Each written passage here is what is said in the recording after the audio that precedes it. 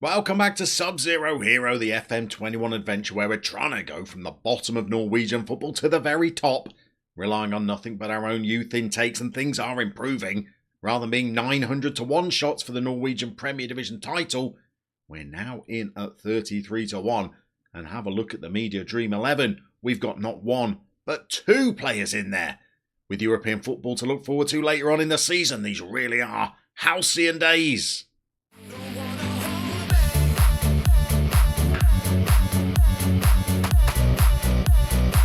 No, your eyes do not deceive you. We're starting on the transfer screen, not a place we spend an awful lot of time in this series as it's a youth development save. However, we've had some developments over the summer. We've smashed our transfer record, and not for selling players this time, but for signing players. And the reason is because of our old mate Trond Agner Bratton, who, for the last 2 seasons since we sold him to Italy, has been back on loan with us. He's still listed for loan.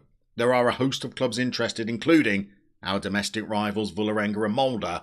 We could go back and get him.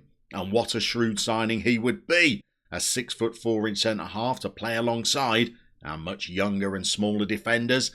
Sounds like an easy decision, but we'd be bringing him back for a 3rd season on loan in a row. How often in real life do you see a club sell a youngster and then loan him back not for 1, not for 2, but for 3 consecutive campaigns? And you know we're all about trying to keep things as realistic as possible in this save, even if it makes life a little tougher. So we are going to love Bratton and let him go. His future now is away from the club. It's a huge error, I know. Tell me what a bad decision it is down in the comments if you want. Get it off your chest. I know that 6 games into the season I am going to be bemoaning the loss of Bratton. But we're going to do it anyway, which left us woefully short in defence, not just of a quality centre-half, but somebody who was going to be older than 18 to play in our defensive line. So we've gone and spent some money. And we've spent big, people. Almost £500,000, rising to almost £700,000, bringing Mats Neser back from the Swedish Allsvenskan, where he's been playing for BK Häcken. Now, we sold him a number of years ago to Rosenborg. He's been around and about since then. He's played the last 2 campaigns for 2 different clubs in Sweden. And we've brought him back home. Now, granted, we're trying to replace 6'4" Bratton with 5'10" Neser. He really wants to be a right back. He's got gets forward whenever possible as one of his player traits. But he's got very good physical attributes.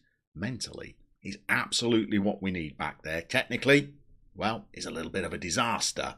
However, he's 23 years old. He's got a great personality. He can help out with some mentoring.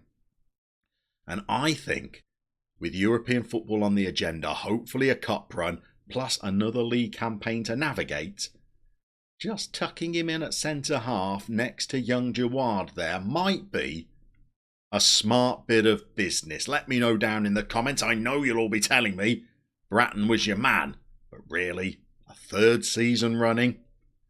I am not convinced. We very nearly had another big player sale during the summer as well. AC Milan have been back for another one of our players. This time they're chasing Christian Berntsen hard, as have Marseille from France, although their interest seems to have petered out a little bit. The board accepted a $4 million offer for Berntsen. I protested. The board backed me. Milan have come back with 3 or 4 bids since then, and the board have allowed me to carry on, rejecting them. I'm not interested in letting him go for less than £10 million. Milan were not interested in going anywhere near that amount. Hopefully, we can scramble our way to the transfer window closing without losing Berntsen. All of that transfer activity means that our finances are looking at pretty good state considering where they've been for the last few years. We've got £3 million in the bank, although the projection is not looking great. We've got a protected income this year of £4 million, and the expenditure is projected to be around £10 million. An awful lot of that may be because we have upgraded the facilities. All of that work is complete. We've now got great training facilities, excellent youth facilities, and in terms of junior coaching and youth recruitment, we are as good as you can get. Maybe the youths is the next area we want to just check in on. So the under-19s have already got their campaign underway. They're sat there in 5th place, 2 wins, a draw and a defeat. But last season we forgot to fill you in on how they performed, and they only went and won the Norwegian Premier Division title for the 2nd season running. So they are now back-to-back champions, and they're doing rather nicely. Could they make it 3 in a row this season? I wouldn't bet against them because we've had an interesting youth intake. By interesting, does that mean good? No, I don't think it does. I'm not sure there's a single standout player amongst this youth intake, but where it might lack in quality, I think it delivers in terms of quantity. The head of youth development was excited about it. He was whispering it, but he was calling it a golden generation. One of the players he even described as a diamond in a very strong group. I don't think there's any diamonds amongst this group, but I do think there are a lot of players that might be part of a first team squad, even though they are not part of a first 11. We've taken a lot of these boys on. I think we only released 3 of them. Lots of them have an area of weakness, but I think there's something to develop. So you'll see that there's no 5-star potential players, but I think there are a few that could go on and be first team squad members, like Dre Ruston. We needed a centre-half. We hoped for a bigger one than this, but he's got a good personality, tackling of 15, and a lot of these 8s and 9s, if he trains well, could be a reasonable centre-half there, I guess, maybe even a player who could sit in front of the back 4. Player I think is slightly more likely to play in the first team this season is Espen Larsen Pleam, an enthusiastic striker. We like to play a false 9, and he comes deep to get the ball. Unfortunately, his passing is 6 and his vision is 5, so I don't think he will be a false 9, but in another forward role, he's got good finishing, dribbling and first touch, and he's pretty quick. You never know, he could be an option for us. The player that the head of youth development described as a diamond, I'm not sure is, to be honest. He's got very good attributes, but an unambitious personality. But we've taken him on. Often with unambitious players, they have terrible determination. He does not. He's a promising attacking midfielder, although his passing and vision are not great. Maybe he, with finishing of 9, could be a false 9. But with that personality, will he develop? The jury is out. Talking of bad personalities, we had a really exciting keeper come through. Look at the attributes on this kitten. Could be a 4.5-star potential player, but he has determination of 1. Why? He has a personality of easily discouraged, continuing a long tradition of terrible personalities amongst Tromsdalen youth goalkeepers. He is being mentored already by Pedersen. Whether he can work his magic with this young pup, I'm not entirely sure. And then we've got a whole load of players who we've offered contracts to, but they might not ever end up making an appearance. We've got a left winger with a mercenary personality. He's pretty poor physically.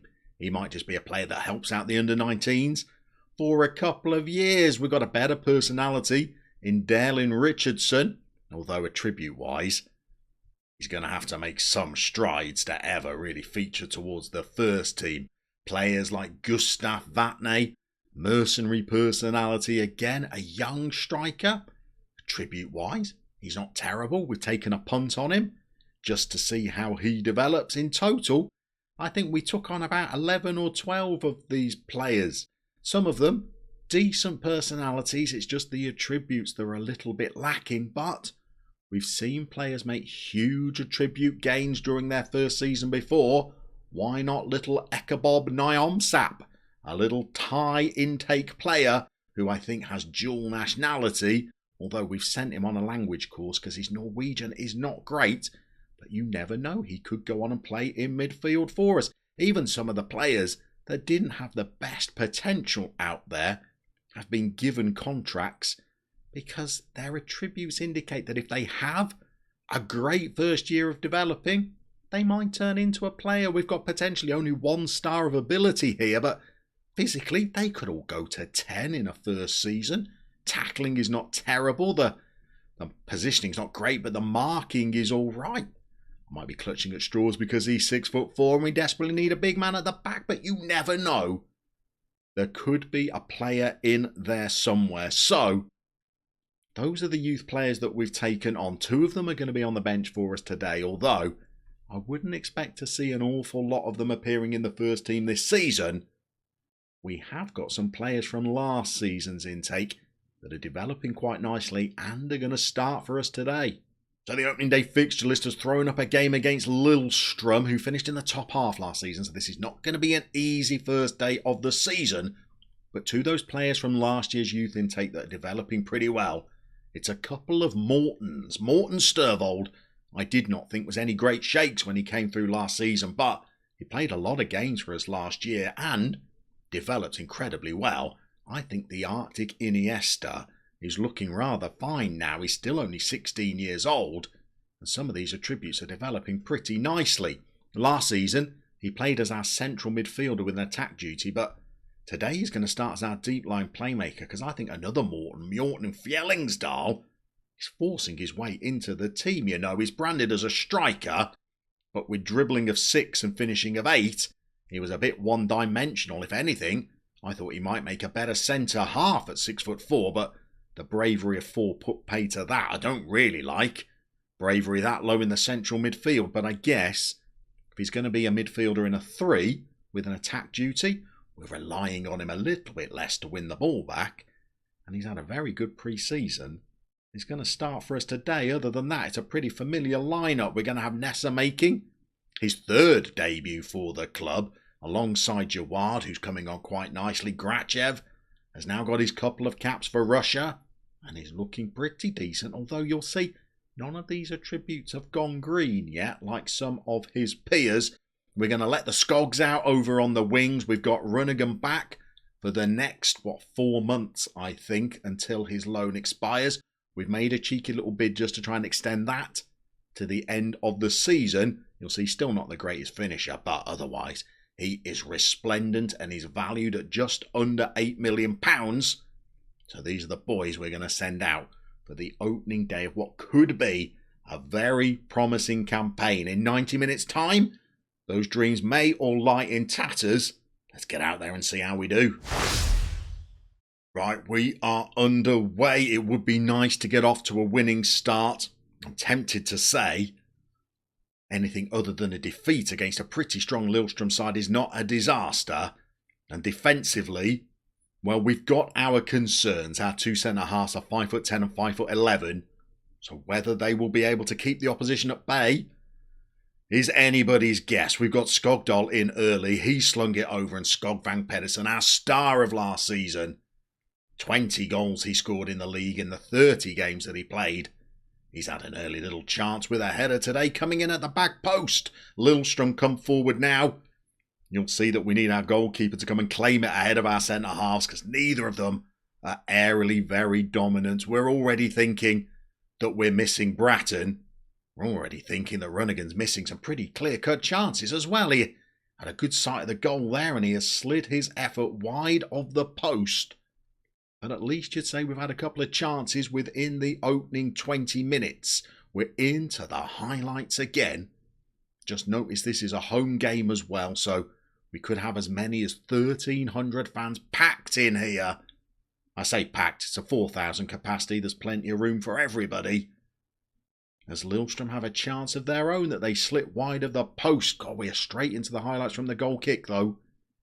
Grachev, Jawad, his Fjellingsdal, we're keen to see whether he can kick on and be a first-team player on a regular basis this season. We've got other players that can come into the team. Runnigan as the false 9 tries to get Skog in. Not on this occasion. Størvold, by the way. We perhaps would rather move over to that attacking central midfield spot. I think that's where he's best. Heron could always come back as the deep line playmaker. We've got other options we can play as the defensive midfielder. But we shall see how young Fjellingsdal gets on. See whether he can stamp his claim for a first 11 spot. We're getting towards the half an hour mark. It's pretty even, if I'm honest. We've had the more shots, but apart from that effort from Runnigan, none of them have been really good sighters yet. Got 6 shots, 2 on target. We're hurtling our way towards half time. And I don't think we're going to be able to make the breakthrough. So, maybe we're going to have a little bit of a ferocious team talk just to inject a bit of life into them. Maybe Grachev can change all of that. He's got it to Fjellingsdal, who's got it to Skogpeds. And he has just turned on the edge of the 6-yard box and slotted us into the lead right on the cusp of half-time. And we'll give Fjellingsdal a little bit of credit here because he's picked up the ball from Grachev. He has slid one over the 6-yard box, tucked away by Skogpeds. And now we are into the lead. So maybe that half-time team talk softens a touch. I'm going to go away and speak to the boys. We will see you for the second half in a moment. Okay, we're back underway for the second half. No changes at half-time. We gave them the old, you've done okay, but you could do better team talk.